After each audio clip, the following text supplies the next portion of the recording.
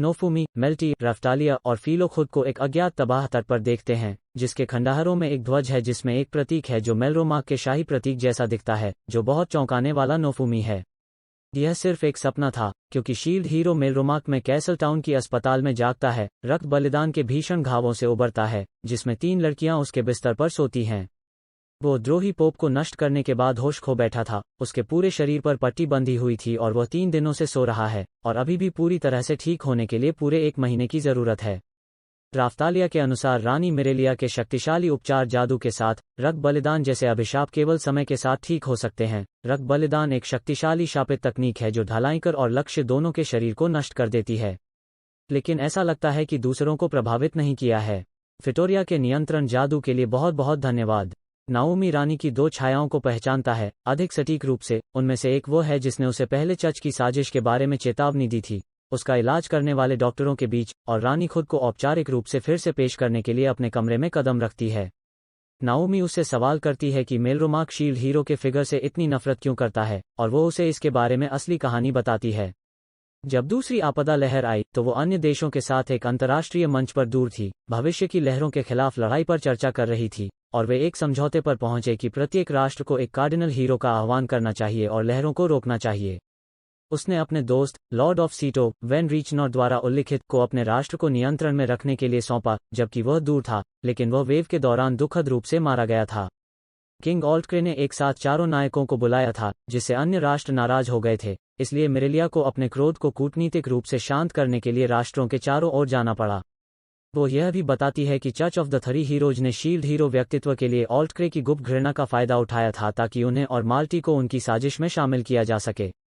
नफोमी को आश्चर्य होता है, अगर उन्हें किसी दूसरे देश में बुलाया जाता तो उनके साथ बेहतर व्यवहार किया जाता, जिसके लिए रानी इस बात से सहमत होती हैं कि सिल्टवेट, जो डैमी मानव सर्वोच्चता के लिए जाने जाते हैं, जैसे अन्य राष्ट्र हैं जो सहानुभूति रखते हैं और यहाँ तक कि पूजा भी करते हैं। शील्ड हीरो नाओमी ने मेलरोमाक को छोड़ने और लहरों से लड़ने का फैसला किया जहाँ भी वे दिखाई देते हैं, ताकि वो जल्द ही अपनी दुनिया में लौट सकें। मिरेलिया ने नाओमी को अपने देश में रहने के लिए मनाने की कोशिश की। वह कहती है कि उसके देश के पास शील्ड हीरो पर निर्भर रहने के अलावा कोई विकल्प नहीं है, और उसने अपने सभी अपमानों के अंत के साथ साथ 500 सोने के सिक्कों का इनाम दिया, लेकिन नाओमी उदासीन रहा। अधिक निजी तौर पर मिरेलिया ने नोफुमी को अगले दिन कैसल में आने के लिए कहा और माल्टी और ऑल्ट्रे की सजा को देखा और उसका नाम सार्वजनिक रूप से मंजूरी दे दी। स्पष्ट रूप से निराश, रानी ने समझाया कि यह करना सही था, भले ही नाओमी अपना देश छोड़ना चाहे। नाओमी के नाम को मंजूरी मिलने की खबर सुनकर राफ्तालिया विशेष रूप से खुश हैं। उस रात, हालांकि, नाओमी का एक भयानक सपना है कि माल्टी और ऑल्टक्रे को गिलोटिन में मौत के घाट उतार दिया जाए। हालांकि उन्हें उनके योग्य भाग्य की परवाह नहीं करनी चाहिए, फिर भी वे भयभीत होकर जागने की हद तक परेशान थे। कैसल में अगले दिन रिमोट डिस्प्ले के माध्यम से परीक्षण देखने के लिए कैसल टाउन की भीड़ को बाहर बुलाया गया था। अन्य 3 नायकों के पार्टी सदस्यों की शिकायत है कि उन्हें अंदर जाने की अनुमति नहीं है, लेकिन शील्ड हीरो की पार्टी को अनुमति दी गई थी। नाओमी की पार्टी अन्य 3 नायकों में शामिल होती है, जिन्हें भी आने के लिए कहा गया था। सिंहासन कक्ष के अंदर माल्टी और ऑल्टक्रे को पूरी अदालत के सामने मुकदमे में हथकड़ी में लाया गया, जिसमें रानी खुद न्यायाधीश और निष्पादक थीं। शील्ड हीरो द्वारा उसे ब्रेन वॉश करने का सुझाव देने के लिए ऑल्टक्रे रानी के बर्फ के जादू से जम जाता है, और माल्टी को एक अस्थायी स्लेव क्रेस्ट, बेलोकास के दास अनुष्ठानों के समान दिया जाता है ताकि यह सुनिश्चित हो सके कि उसे अब सच्चाई की कमी नहीं होगी, क्योंकि वो है एक पैथोलॉजिकल झूठा। मोतोयासु अभी भी अपराधों में अपने अपराध पर विश्वास करने से इनकार करते हैं। उनका पहला आरोप चर्च के पोप के साथ कार्डिनल हीरोज की हत्या के लिए उनकी साजिश है, क्योंकि चर्च के शेष अनुयायियों का शिकार किया जा रहा है और गिरफ्तार किया जा रहा है। हालांकि माल्टी ने नायकों को मारने और राज्य को उखाड़ फेंकने की उनकी साजिश में शामिल नहीं होने के आरोप से इनकार किया, लेकिन यह साबित हो गया था कि कम से कम उसने चर्च के साथ मिलीभगत की। दूसरा आरोप यह था कि कैसे माल्टी ने मेल्टी की हत्या करने की कोशिश की और अपराध के लिए नाओमी को फंसाया, साथ ही उन्हें बाहर निकालने के लिए जंगल की आग भी लगाई, जिसकी पुष्टि रेन और इटुकी ने की, जो मोटोयासु के सदमे से बहुत अधिक है। स्लेव क्रेस्ट हर बार जब वो मुकदमे से बाहर निकलने की कोशिश करती है तो माल्टी को प्रताड़ित करती है। ऑल्टक्रे वास्तव में इस रहस्योद्घाटन से हैरान है कि माल्टी ने अपनी बहन को मारने की कोशिश की।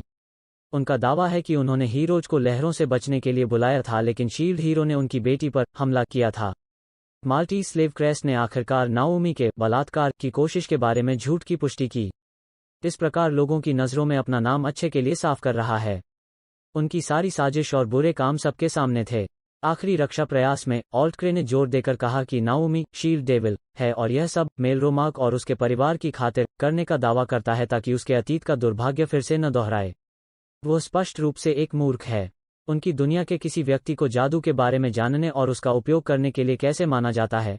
रानी का फैसला है, पिता और बेटी उच्च राजद्रोह, हत्या के प्रयास और साजिश के सभी अपराधों के दोषी पाए जाते हैं, आधिकारिक तौर पर छीन लिए गए उनकी शाही स्थिति और मौत की सजा।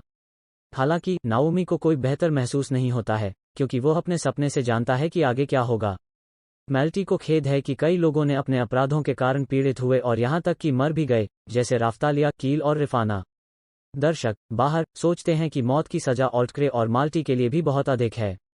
सार्वजनिक निष्पादन ठीक उसी तरह होता है जैसा नाओमी के सपने में दिखाया गया था।